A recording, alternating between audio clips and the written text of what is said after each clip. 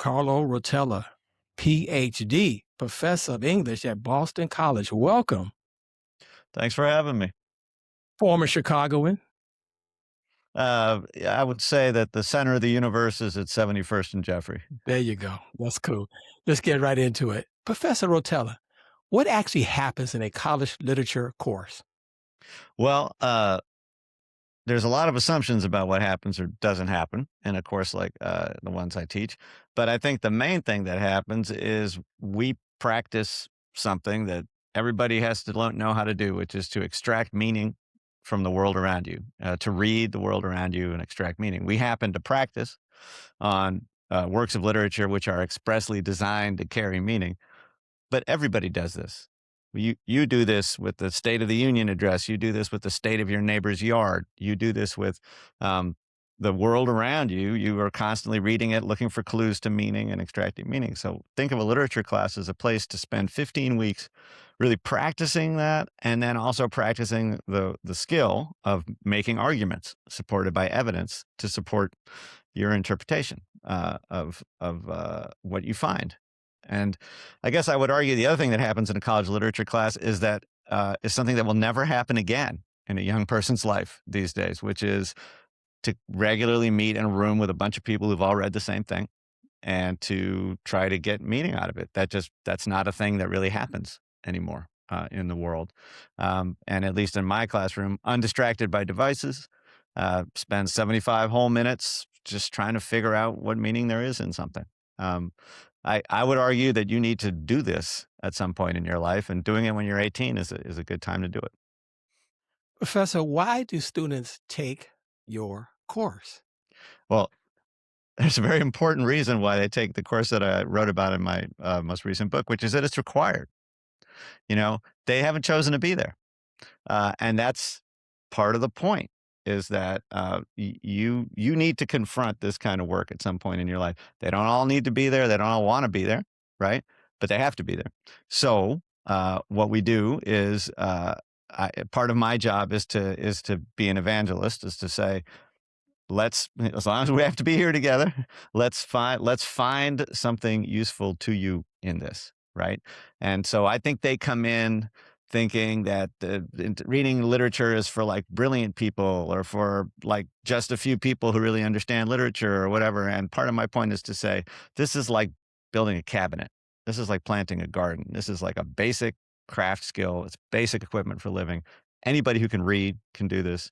There's nothing mystical about it, right? And that this is a skill you need to have. Nobody goes to college because they want to work on the line in a factory. People go to college because they want to do the kind of knowledge handling and service work that you get trained to do in a college. And getting together with a bunch of people to figure out what a book means is really good practice for that kind of work. You mentioned your book, and I'm waiting for the library. Please forgive me. I'm waiting for the library to tell me to go get your book. But before we talk about your book, when I dropped, I always tell people, I love telling people I dropped out of school in 1980. I had to go back, take these last two courses I didn't get, whatever. I had to take a course. I dropped out of Finger, went to have to go back to Finger for one class, and one thing at CBS High School. You know where that is. And I do. Teacher made. I took driver's ed there. Oh, listen to you. All right. I took driver's ed at Finger. All right. There you go. But the nice teacher made us read this book. Yeah. And I hate reading, and I can't stand reading now. That's a whole nother show. And Right. but I was like, damn, this guy can write. Read. Right. It makes me want to read. And I still got the book. I haven't read it probably in 40 something years, 40 years when I went back. But let's tell us about your book. What can I get out of this? Right. And then the subtitle is Teaching and Learning in a Classroom Full of Skeptics. And there's a chapter in that, by the way, just thinking about what you just said, called It's Okay to Hate the Book. And that chapter is about the fact that you hate a book is no bar to getting value out of it, to getting meaning out of it. And in fact, what I argue in that chapter is that you can use your hatred of a book as the way into understanding it. If you then ask the follow-up question, which is, well, what specifically is irritating to me about this book? Is it the language? Is it the plot? Is it the characters? Whatever. In other words, if you ask the question, how is this book a machine for producing my response to it? You're already on the way to an analytical response. And so, I think students find it pretty liberating to say, look, you don't have to love the book. I don't love every book I teach. I teach books I hate. And that's not really a big obstacle to finding something useful and meaningful in them. Do you see I'm almost done. Do your students ever say, "Professor, I'm reading this stuff, but how's gonna get me a good job? That's what I Yeah. need a job." Good one. Well, look, they do, and or they clearly want to say that and don't. But I have a couple answers to that. I think the first answer to that is, as I said, people go to college because they want to do knowledge handling work and service work. And what you do in various college classes is the following: you basically practice the following skill, which is there's a big pile of information. You analyze that information, you add value with your analysis, and then you express that analysis in some way. And in one class, that big pile of information is, math problems. In another class, that big pile of information is Russian novels. In another class, it's like the history of Imperial China, whatever. The more important thing is practicing the skill of handling a big pile of information, adding value with your analysis, and expressing it, right? So one answer is this is what you're practicing in an English class. The other answer is one of the best kept secrets in college is that there is very, very little difference in lifetime earnings between the majors, almost none.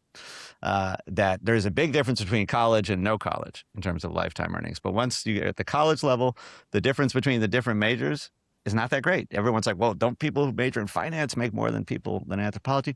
Not that much lifetime. So nobody can time the entry level job market these days.